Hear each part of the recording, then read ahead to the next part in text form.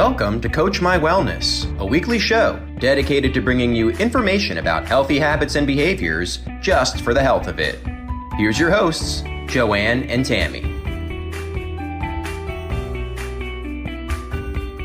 So, Joanne, we've been talking about moving on and how do we do these things. And today's session is about the mental game in weight loss. And did you know that about 90% of dieters regain their weight after 5 years? Most people have regained whatever weight they lost because they lose motivation and they revert back to their old habits. Unknowingly, their environment is shaping that and how much they eat and when do they eat and all of those things. But some new research reveals increasing motivation is more of a mind game. And setting up your environment to control your environment and making those mind games, playing them so that you have the odds stacked in your favor. And there are a few tricks and tools to help you strengthen your willpower and resolve to stay on track. And we're going to go over 10 research-backed ways to keep you motivated for long-term success. And we may just throw in a few others just as bonuses. Right. Well, when I went on my health and wellness journey, I made some very conscious decisions. And one of them is that I now try as much as possible to hang around a lot of healthy people.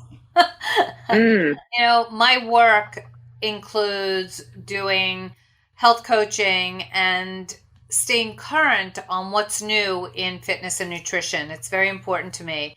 And when clients hire me to create programs for them and health coaching programs for them, that it's always about the latest cutting edge information that's out there. And that's one thing that's truly consistent amongst healthy people is that they're not the ones going to the markets buying those low fat, reduced sugar, comes in a box, pre-cooked food. Healthy people tend to eat food that is more fresh, it's well planned, it's nutrient rich for, I would say, 80 to 90% of their meals. So that means that in a week, if you're eating 4 to 5 times a day, you can have 3 meals that pretty much have whatever you want in it. So being healthy and losing weight and being in the best shape of your life isn't about what you can't have. It's about what you can have. And you can fuel your body with nutrient-rich foods and give you a ton of energy to get through your day and truly enjoy every minute of that. And, you know, when I'm talking to people, that goes into when I say to them, oh, so you're going to have real food and not food-like substances. And they're like, food-like substances? I'm like, you buy them every day in a package. So you're going to eat real food that's grown on some level, instead of these convenience foods that are all in packages and food-like substances. So one thing to start out, though, in setting up your environment is to de-stress and make sure that you're getting some exercise, doing some yoga, doing meditation or visualization, even getting outside in the sunshine helps to de-stress, just kind of allowing you to take that breath. If you have a pet, spending some time with them, doing those things, calling a friend that helps you. Don't call the one that's going to eat up your time and is going to be complaining to you. Call the friend that's really part of your support system. Right. And absolutely. And my hope is to really spread health with the ease of which you can put it into your life. No excuses. So look, eating cake at every meal. I mean, that's maybe something I could do. I'm not sure, but I just choose not to because I always have that big picture in mind. That's the mental part that I work really hard to hold on to. So I could sit on the couch and watch one series after the next, as many of us did throughout the past couple of years. But I have made many choices to get up off the couch and to take care of my health. And that's the thing, you're making the choice. You're keeping that goal in focus. Well, it's the old thing that if you don't have your health, you don't have anything. And I choose to value my health as highly as I can, because once you lose it, you really appreciate it. And my hope would be that more people can begin to appreciate it before it's too late. And that's part of our mission of making this nation in a wellness mindset instead of a sick care mindset. And I think we're so used to, oh, my family, this runs in my family, that runs in my family. We sort of expect the sick care. We don't live in a mindset of wellness care. And having that wellness mindset allows you to make those choices in a much easier way. And another helpful way to kind of motivate yourself and not really realize it is to downsize all of your dishes. So just by switching from a 12-inch dinner plate to a 10-inch plate, you'll eat about 22% less food, but you'll still feel full because our eyes play a huge role in that satiety. And the plate is still full, but it's less food overall.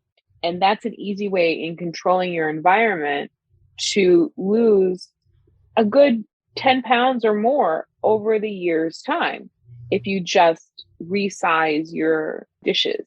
Because that's bigger staggering. things. 22%? Really? Wow. I'm sure many of our viewers are shocked about that statistic. Right. And so the Cornell University's Food and Brand Lab did this research, and they've done a ton of stuff. I love it, reading some of their experiments. They can tell you exactly how much you eat when they give you a bigger plate versus a smaller plate, a bigger serving spoon versus a smaller serving spoon. They weigh everything out. It's an amazing way that they do these studies. And what they did find is having the bigger dishes makes you think you're eating a puny, tiny portion, and it encourages you to overeat because of all of the white space on the plate. In the 80s, plates became pallets when chefs became famous. And if you remember back then, it was all about those little teeny tiny amuse-bouche size portions on a plate. So it became a palette and this beautiful piece of art before you ate it. And we just sort of took it over and was like, wow, if I've got a 14-inch plate, then let me fill it instead of using it as the serving plate. Right. And of course, the mindset we have to finish everything that's on our plate. I remember when my kids were small and we would go out to a restaurant and one of them would order, I don't know, it could have been a steak or a big something. And of course, you knew that they weren't finishing it. And my husband used to get so mad at them because you ordered this, so you need to finish what's on your plate. And my thought was, well, let's see, maybe it's healthier choice to eat half of it, and why don't we take half of it home and save it for a secondary meal? So I'm really okay with that. It's already purchased, it's already bought, the food is already there. Whether I eat every single bite or I eat half of it, it's really irrelevant. I've already paid for the dish. So what's really the most beneficial for me? As a matter of fact, I know that there is this thought process of whenever you do go out to eat and you get that plate in front of you, immediately just cut everything in half, just from the get-go. And after you finish one half of it, then decide if you're truly hungry to have the rest. It's a really good mindset. That's another mental piece. And of course, I always try to eat the healthiest foods first. That bread basket is so dangerous when it comes to the table for a lot of reasons. Number one, it's empty calories, it's carbs, as we all know. But do you know that when you're eating a lot of those carbohydrates and the glycogen stores in your body fill and you have no more sugar that can go in or out, that no matter how much turkey you're eating or fish or whatever protein you might be having, it's really being stored as fat because there's no place else for the food to go.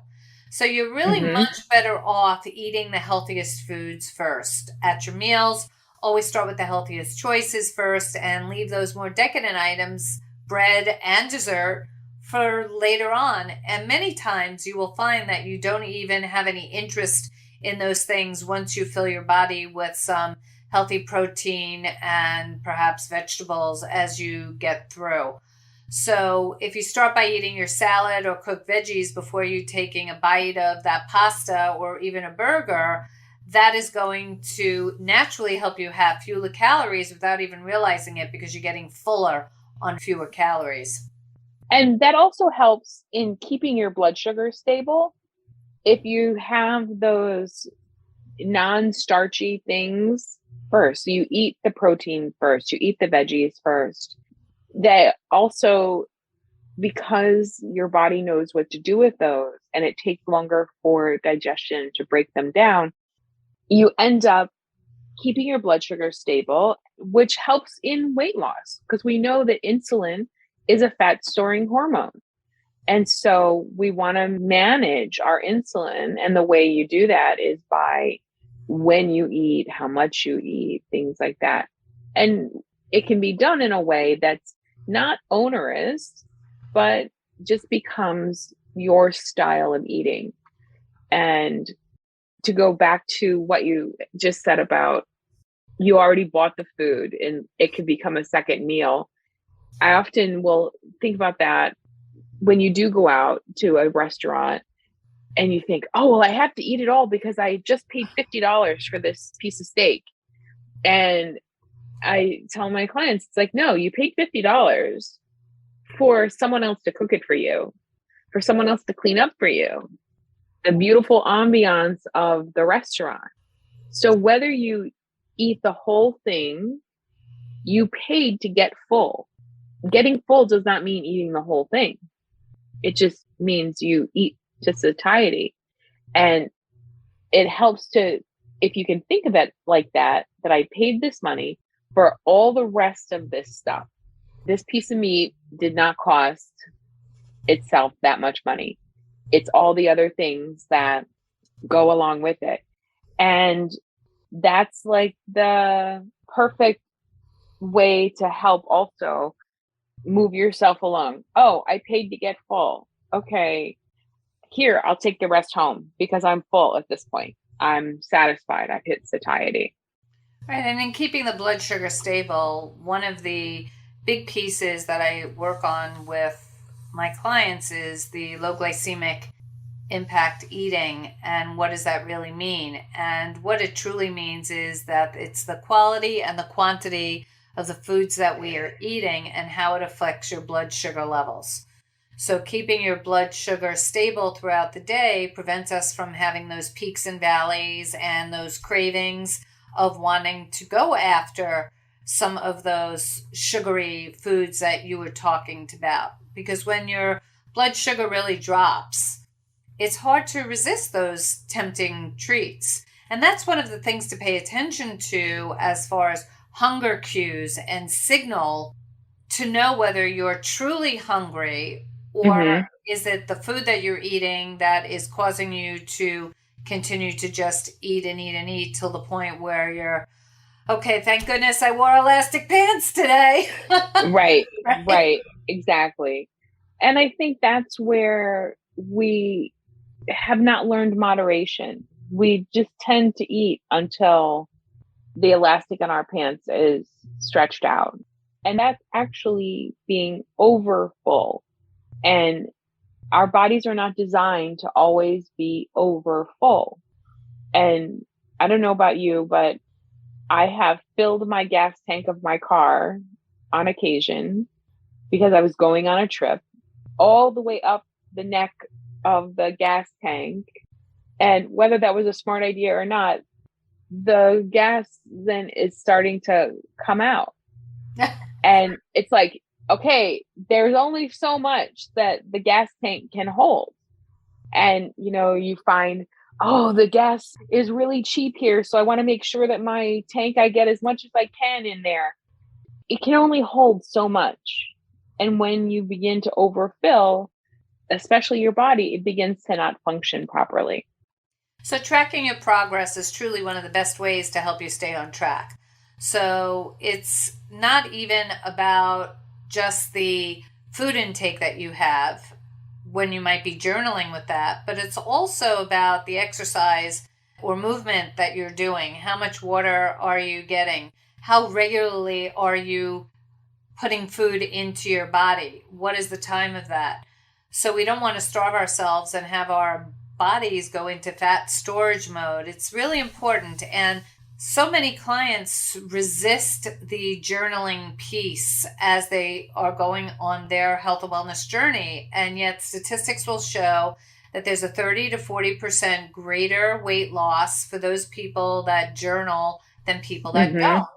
And the journaling is not, again, just about, well, I ate this and I ate that and the quantities that you eat, but it's also, how am I feeling? How are you feeling? It's the emotional journal that comes along with it, which is so important in that mindset game for you to be able to look back and reflect upon.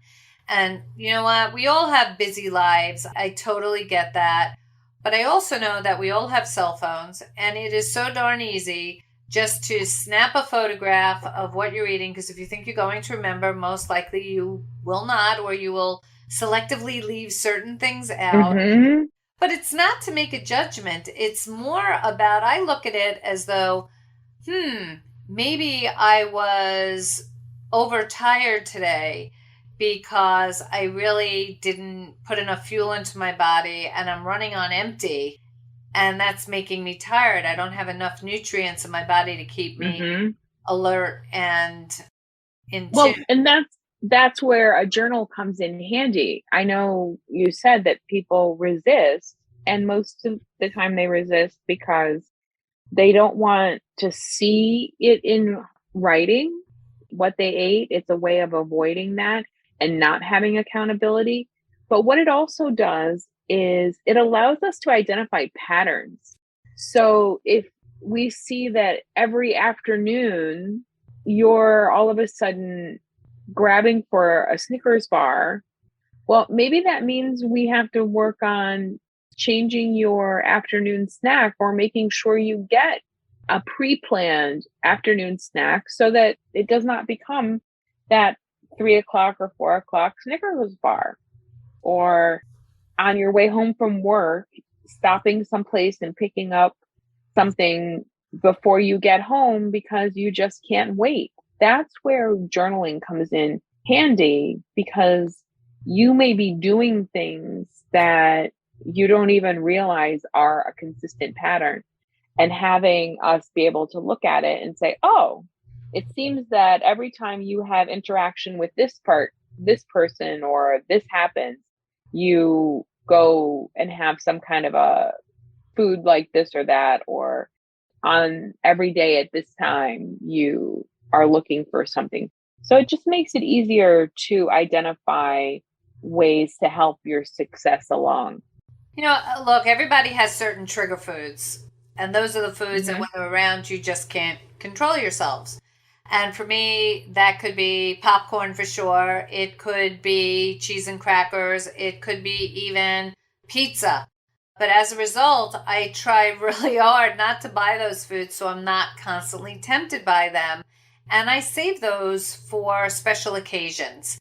So I purchase different types of food to keep around the house, but making sure that I'm prepared, because I'm trying to take the emphasis off of thinking about food all the time. I prepare, I have what I'm going to have, I keep it with me. Sometimes things don't always go my way, but I try not to get caught in the lurch of not having, whether it's a protein bar or a protein shake. When I leave my house, that's just part of what I do, what I take with me, because I don't want to get stuck into a position of having to run to some fast food restaurant just because I didn't prepare and I'm starved. And we all know what that feels like. And that's about controlling your environment. I often will say a healthy diet and weight loss begins in the grocery store. It does not begin in your kitchen. It begins in the grocery store, because if you don't put it in your cart and you don't bring it home, then you can't eat it at home. And so one of the things that I do and I tell my clients to do is, we've all heard this. Oh, shop the perimeter. Okay, that's where the fresh fruits and vegetables are, the meats, the dairy is all on the perimeter of the store. But every once in a while, you have to get something down an aisle. And if you're not careful, you're kind of wandering down the aisle, and all of a sudden, this product ends up in your cart because the flashy marketing catches your eye, and that box of something ends up in your cart. So what I do is, we all know our grocery store. We know where things are. So I leave my cart at the end, and then I'll walk down, and I won't go more than halfway down the aisle. And I'll walk down no more than halfway to pick up what I want, but my cart is at the end. So I don't have a lot of hand room. I can carry maybe 2 things, 3 things. And now if I've got to carry it back to the cart, then you're looking at it and thinking, do I really want this? If something is at the other end of the aisle, then I wait until I go around the store. And then when I'm on the cash register side of everything, then I'll go pick up whatever I didn't, because it's on this end of the food aisle. Just a way to keep me out of the aisles, because that's where all the food that are typically the trigger foods live, is those center aisles. That's a great tip. And another tip to go along with that is that if you are someone who is on a particular meal plan, whatever that might be, to take that menu plan with you, so that when you're shopping for food in the market, you're buying what's on the menu plan. So you're not just doing those impulse buying habits that are really set up by the manufacturers and the stores that we have to get you to purchase more things. I have a friend of a friend who works for, it used to be Kraft Foods, now it's Mondelez. And so we were at a party one night, and he and I were talking, and he said, what do you do? And I said, well, I'm a health coach and I work in post-bariatrics and stuff. And he's like, oh, I said, and what do you do? So he told me, I said, oh, you're my problem. And he started to laugh, and he's like, what do you mean? And I said, because you're doing all of this advertising to get people to eat more, and I want them to eat less. He's like, yeah, but we need them to eat more. And so it's very intentional, the marketing, to get us to eat more, changing sizes of things, making things feel like you're getting more. So, we had a good laugh, and he's a great guy, but I was like, you really have to stop doing that, because you're making people sick. And he's like, that's why you're here. That's why you're around. And that's one of the other things. Some people are resistant to cooking. Some people don't like to cook. Some people aren't that great of a cook. But a home cooked meal might truly be the best recipe for a lasting weight loss, because there are studies that show that individuals who cook less weigh more, because foods that are prepared at home always tend to be lower in calories than what you could get from a restaurant or even those prepared foods. You have no idea, like if you go to a deli and say you want to get a tuna fish or something of that nature that you think is, and they name it like low cal tuna, but you really have no idea how much in there, fat, what's really going in there, how much fat's going in there, sugar that's being put in there to give it better taste. A lot of times there's bread that's a filler that's going in to make it more greater volume. So there's a lot of things that happen in food. One of the biggies is when someone goes to a restaurant and you're ordering a salad and you order a low-calorie vinaigrette dressing. You don't have any idea as to what is really in that dressing as far as sugar, preservatives, chemicals, so on and so forth. Do you think that you would be it would be more beneficial to maybe have some avocado, or if you don't like that, some really good olive oil and balsamic vinegar with some fresh lemon juice, where you have control of the amount of fat and or sugar that's going into any of the prepared foods. So getting in the habit of cooking more, or even doing meal prep on a weekend day so you don't have those excuses for not making your meals during a busy work week. So I can have a fatter wallet and a skinnier body. Yeah, exactly. I like that. And I think what people also overlook is getting more sleep. Oh, sleep is like the first thing that gets sacrificed in our life. But if we don't have enough sleep, our body doesn't reset the hormones. It doesn't have what it needs to keep going. And so that's when we have those cravings for sugary cereal, for ice cream, for French fries or pizza, because it's our body's natural hunger and satiety hormones are getting triggered by the lack of sleep. It also limits our ability to exert self-control over foods that we normally try to avoid. You know, there are studies out there that show that when we get enough sleep, we actually choose and prefer healthier foods to junk food. Thought that was an interesting fact. And while everyone has their own optimal sleep time, most experts will probably recommend that we try to get at least 7 hours of quality sleep every night.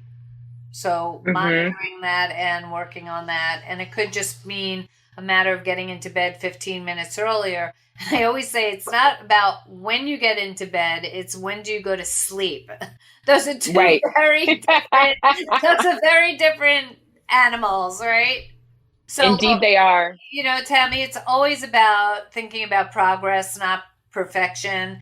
Just making better choices. And if you do have a slip up or you make some choices that are not on your game plan, just don't fret about it. It's long-term success. It's not about achieving that perfection 100% of the time. 80-20 is a great rule. And if you slip up or you've made a choice that is not in alignment with your goals, then just get right back on track and move quickly. You know, everybody has setbacks. It's a roller coaster. But those who really want to get back on track quickly are more likely to achieve long-term success. That's a great reminder that progress, not perfection, is the way to think about this, because nobody's perfect. And if we hold ourselves to that kind of a standard, we're going to fail and then have all of those thought repercussions about ourselves. So progress, not perfection, is the way to go. And working on the mental game is really turning that intention into reality. And that's what we strive to do. So thank you so much for tuning in today. We welcome you to join us every Thursday evening at 8 p.m. on our Instagram so that we can have discussion with you. Instagram Live at CoachMyWellness_CMW. We also are available to speak with you on our social media platform in Facebook at Coach My Wellness. And just remember to subscribe to our newsletter. Check out our website at CoachMyWellness.com. Until next time. See you later. Bye. Later. Bye.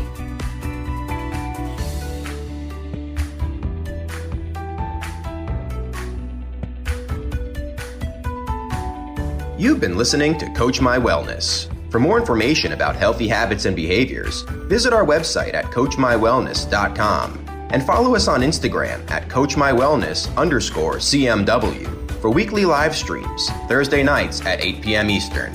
We hope to see you there.